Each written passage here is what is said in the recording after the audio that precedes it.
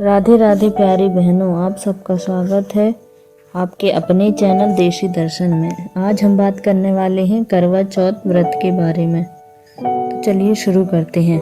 हर साल कार्तिक मास के कृष्ण पक्ष की चतुर्थी तिथि को करवा चौथ का व्रत रखा जाता है, जिसे सुहागिन महिलाएं अपने पति की लंबी उम्र की कामना से रखती हैं। साल 2025 में करवा चौथ का व्रत 10 अक्टूबर दिन शुक्रवार को रखा जाएगा। इस व्रत का पालन सुबह ब्रह्म मुहूर्त के समय सरगी खाकर किया जाता है।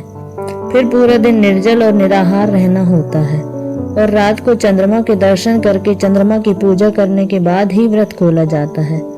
इस दिन भगवान श्री गणेश, माता पार्वती और करवा माता की पूजा की जाती है। करवा चौथ की पूजा आमतौर पर शाम के समय ही की जाती है और इस दिन व्रती महिलाओं को कैंची, सुई, चाकू जैसी नुकीली वस्तुओं का उपयोग करने से बचना चाहिए। मान्यता है कि इन चीजों का इस्तेमाल करने से व्रत का फल कम हो जाता है। शाम के समय पूजा के शुभ मुहूर्त में व्रती महिलाएं एक साथ बैठकर करवा माता की कथा पढ़ती या सुनती हैं।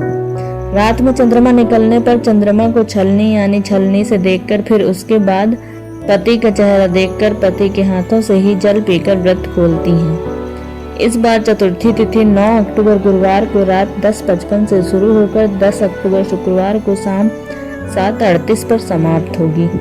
इस दिन ब्रह्म मुहूर्त सुबह 4:49 से 5:37 तक रहेगा। ब्रह्म मुहूर्त में सुबह 4:30 बजे तक आप सर्गी ग्रहण कर सकती हैं।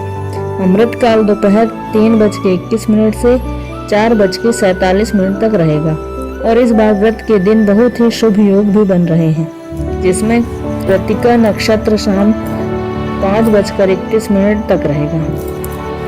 बाद में रोहिणी नक्षत्र प्रारंभ हो जाएगा और सिद्धि योग भी इस दिन का बन रहा है, जो कि शाम 5:41 तक रहेगा।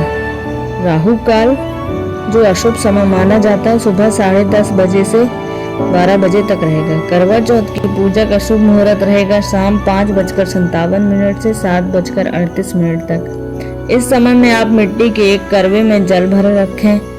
जब चंद्रमा उदय हो जाए तब चंद्रमा को अर्घ देकर उसके बाद आप फल, मिठाई और जल ग्रहण करके व्रत का पारण करें और कुछ समय बाद आप सात्विक भोजन करवा चौथ के व्रत में रात के समय ग्रहण कर सकते हैं।